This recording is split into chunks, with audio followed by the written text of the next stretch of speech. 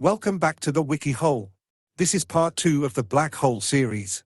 Let's continue. Photon sphere is a spherical boundary of zero thickness in which photons would be trapped in a circular orbit around the black hole. For non-rotating black holes, the photon sphere has a radius 1.5 times the Schwarzschild radius. Their orbits would be dynamically unstable, hence any small perturbation, such as a particle of infalling matter, would cause an instability that would grow over time, either setting the photon on an outward trajectory causing it to escape the black hole, or on an inward spiral where it would eventually hit the singularity.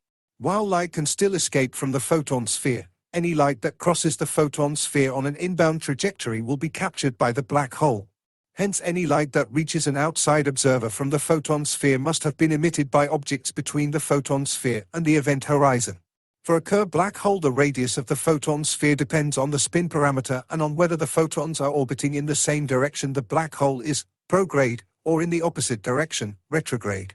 Rotating black holes are surrounded by a region of spacetime in which it is impossible to remain still. This region is called the ergosphere. This is the result of a process known as frame dragging.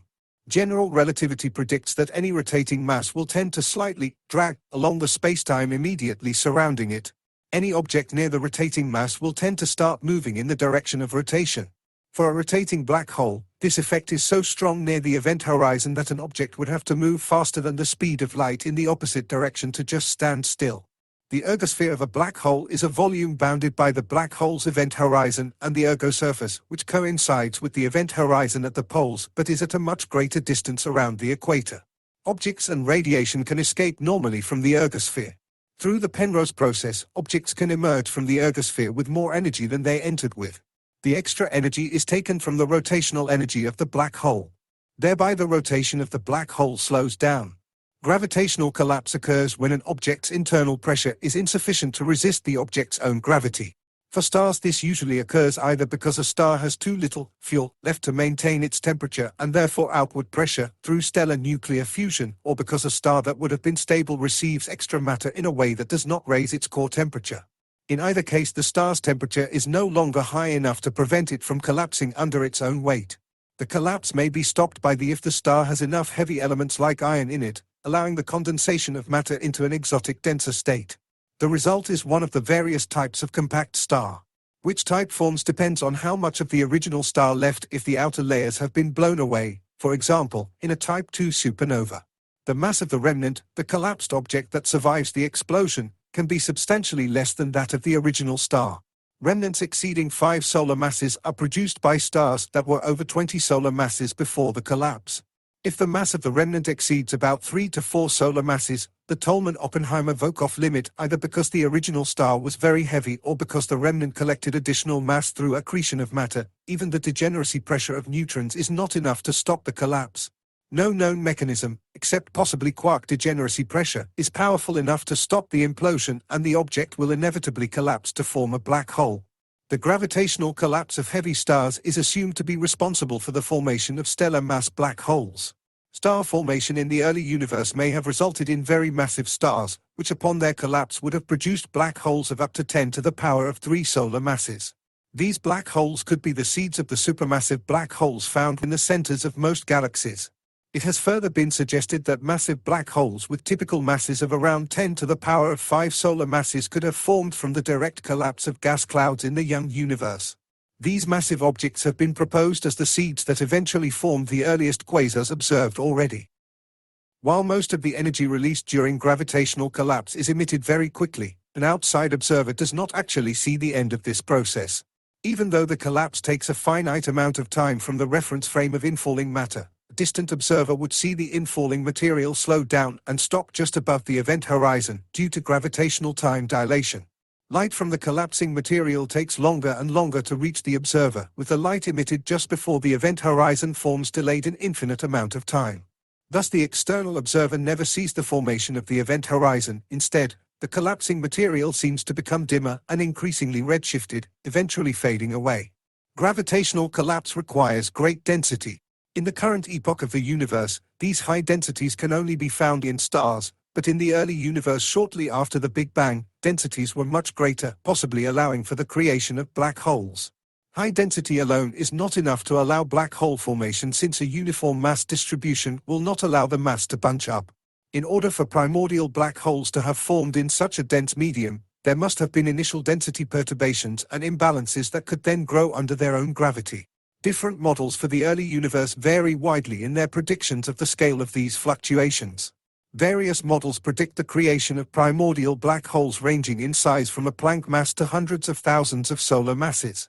Despite the early universe being extremely dense, it did not recollapse into a black hole during the Big Bang, since the expansion rate was greater than the attraction. Following inflation theory, there was a net repulsive gravitation in the beginning until the end of inflation.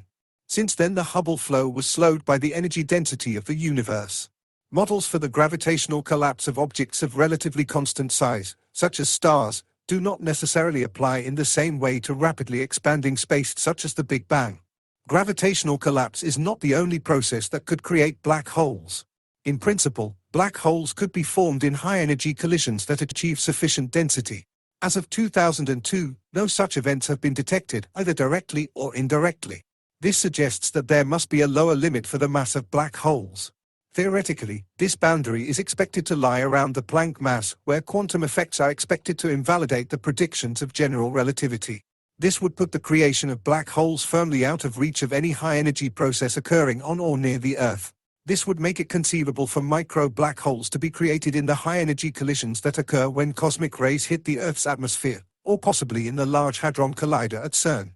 These theories are very speculative, and the creation of black holes in these processes is deemed unlikely by many specialists.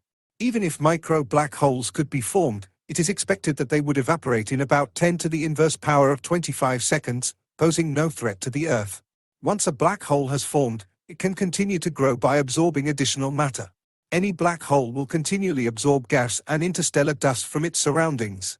This growth process is one possible way through which some supermassive black holes may have been formed, although the formation of supermassive black holes is still an open field of research. A similar process has been suggested for the formation of intermediate mass black holes found in globular clusters. Black holes can also merge with other objects such as stars or even other black holes. This is thought to have been important, especially in the early growth of supermassive black holes, which could have formed from the aggregation of many smaller objects. The process has also been proposed as the origin of some intermediate mass black holes. In 1974, Hawking predicted that black holes are not entirely black but emit small amounts of thermal radiation. This effect has become known as Hawking radiation. By applying quantum field theory to a static black hole background, he determined that a black hole should emit particles that display a perfect black body spectrum. Since Hawking's publication, many others have verified the result through various approaches. If Hawking's theory of black hole radiation is correct, then black holes are expected to shrink and evaporate over time as they lose mass by the emission of photons and other particles.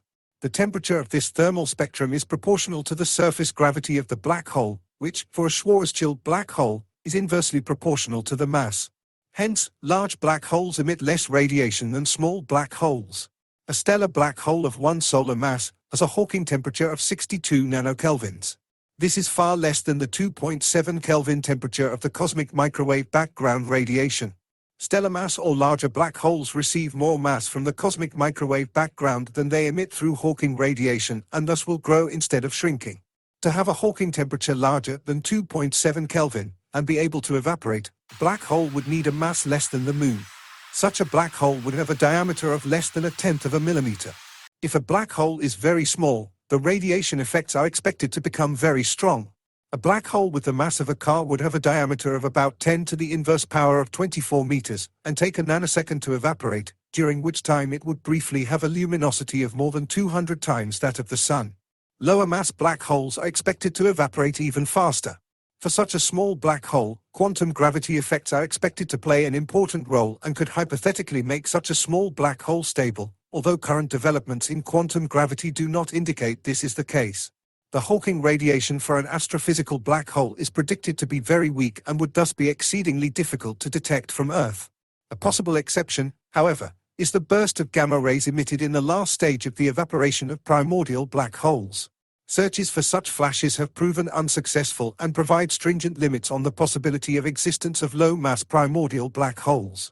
NASA's Fermi Gamma Ray Space Telescope launched in 2008 will continue the search for these flashes. If black holes evaporate via Hawking radiation, a solar mass black hole will evaporate, beginning once the temperature of the cosmic microwave background drops below that of the black hole, over a period of 10 to the power of 64 years. A supermassive black hole with a mass of 100 billion solar masses will evaporate in around 20 to the power of 100 years. Some monster black holes in the universe are predicted to continue to grow up to perhaps 100 trillion solar masses during the collapse of superclusters of galaxies. Even these would evaporate over a timescale of up to 10 to the power of 106 years. These numbers don't even have names. Because a black hole only has 3 internal parameters, most of the information about the matter that went into forming the black hole is lost. Regardless of the type of matter which goes into a black hole, it appears that only information concerning the total mass, charge, and angular momentum are conserved. As long as black holes were thought to persist forever, this information loss is not that problematic, because the information can be thought of as still existing inside the black hole, inaccessible from the outside, but represented on the event horizon in accordance with the holographic principle. However, black holes slowly evaporate by emitting Hawking radiation. This radiation does not appear to carry any additional information about the matter that formed the black hole, meaning that this information appears to be gone forever. The question whether information is truly lost in black holes, the black hole information paradox, has divided the theoretical physics community. In quantum mechanics, loss of information corresponds to the violation of a property called unitarity, and it has been argued that loss of unitarity would also imply violation of conservation of energy, though this has also been disputed. Over recent years, evidence has been building that indeed information and unitarity are preserved in a full quantum gravitational treatment of the problem.